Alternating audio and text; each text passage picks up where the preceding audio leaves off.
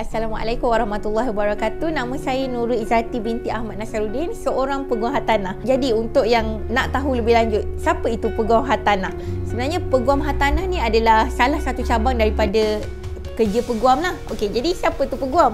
Peguam ni adalah orang yang didaftarai di Mahkamah Tinggi Malaya untuk menjadi peguam bela dan peguam cara dan mempunyai sijil tahunan dan sijil amalan yang sah untuk beramal sebagai seorang peguam. Macam mana nak jadi peguam? Okey, untuk jadi peguam ni pertama sekali bila kita habis SPM, kita akan masuk ke, kalau kita kata ke universiti, kita akan pilih asasi undang-undang ataupun kita akan masuk diploma ataupun kita juga boleh melalui STPM dengan syarat bila kita nak masuk untuk ijazah sarjana muda undang-undang LLB.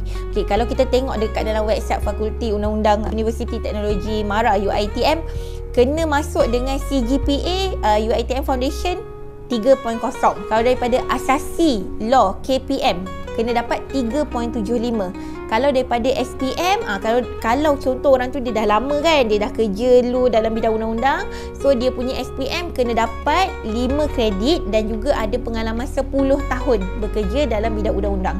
Lepas tu kalau STPM kena make sure 3 subjek asas kena dapat at least minimum grade B.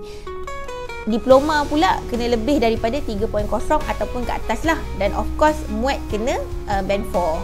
Itu adalah dari segi perjalanan pendidikan peguam untuk menjadi peguam. Jadi apabila kita dah masuk untuk program ijazah sarjana muda undang-undang, program ni 4 tahun.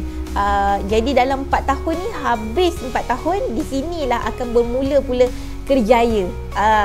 Sama ada kita ni nak masuk untuk praktis sebagai peguam, yang saya cakap tadi lah, kena masuk untuk chambering selama 9 bulan di mana-mana pejabat peguam untuk kita belajar lah, untuk kita ambil sijil peguam, iaitu untuk didaftarai sebagai peguam bela dan peguam cara di Mahkamah Tinggi Malaya. Lepas 9 bulan ni baru boleh kita dapat jadi peguam lah. Atau kita juga boleh pilih untuk masuk ke sektor swasta. Sektor swasta ni boleh jadi ke mana-mana company yang memerlukan pegawai undang-undang. Ketiga adalah kita masuk ke dalam sektor kerajaan. Kalau kita masuk dalam sektor kerajaan ni, selalunya lah akan pergi kepada mahkamah kehakiman ke ataupun bidang kehakiman, atau kita juga boleh pergi kepada mana-mana badan yang mempunyai undang-undang seperti immigration, polis. Ini juga adalah antara contoh-contoh sektor kerajaan yang kita boleh pilih selepas kita memegang sijil ijazah sarjana muda undang-undang. Jadi lepas 9 bulan, kalau contoh anda memilih untuk menjadi peguam, anda beramal untuk 9 bulan. Jadi 9 bulan ni, waktu tu lah anda akan didedahkan dengan kes seperti hit and run. Yang ini kita panggil kes accident lah kalau orang awam panggil. Ataupun anda didedahkan dengan kes-kes hartanah. Jadi anda akan menjadi peguam hartanah seperti saya. Atau anda didedahkan dengan kes-kes jenayah atau kes-kes litigasi am, seperti kes saman, kes bankruptcy. Jadi di sini sebenarnya anda akan memilih di mana bidang dan juga minat anda yang tertumpu lebih kepada bahagian yang mana. Jadi daripada situlah sebenarnya anda akan belajar dan memupuk skill untuk masuk ke mana bidang yang anda pilih tadi. Kenapa wujudnya peguam hartanah? Peguam hartanah ni perkhidmatan kami lah, termasuklah dalam, biasanya orang bila dia nak jual beli hartanah, dia akan cari peguam hartanah untuk uruskan, untuk penyediaan dokumen, lepas tu untuk sign borang 14A, borang 16A yang berhubung dengan bank. Apa tu borang 14A, borang 16A ni? Ini adalah borang pindah milik dan borang gadaian kalau berkaitan dengan bank lah. Kemudian apabila kita menguruskan sewaan ataupun ada orang nak buat pajakan tanah, jadi di semua urusan-urusan ni memerlukan peguam untuk memberi nasihat berkaitan dengan urusannya, bagaimana pelaksanaannya dan bagaimana untuk berapa lama tempoh dan kos-kos yang akan terlibat untuk proses ini. Bukan itu sahaja, of course juga apabila anda menguruskan perubahan hak milik dan penyempurnaan hak milik daripada rumah nama pemaju nak pindah kepada nama sendiri, tak tahu buat sendiri dan pemaju pun takkan bagi buat sendiri. Jadi time ni akan guna peguam hartanah. Selain daripada itu, anda nampak tanah ni anda dah usahakan, ada satu tanah kosong, anda usahakan dah lama, dah sampai 9 tahun. Jadi dah sampai masanya anda kata saya nak cuba mohon tanah ni. Jadi anda tak tahu cara nak uruskan permohonan tu, anda guna peguam untuk menguruskan permohonan tanah di pejabat tanah untuk mohon tanah yang anda usahakan lah. Selain daripada tu, kita mempunyai hartanah. Ni cerita orang yang dah ada hartanah pula. Dah ada tanah, dah ada rumah, dah ada kereta, dah ada pelbagai jenis harta.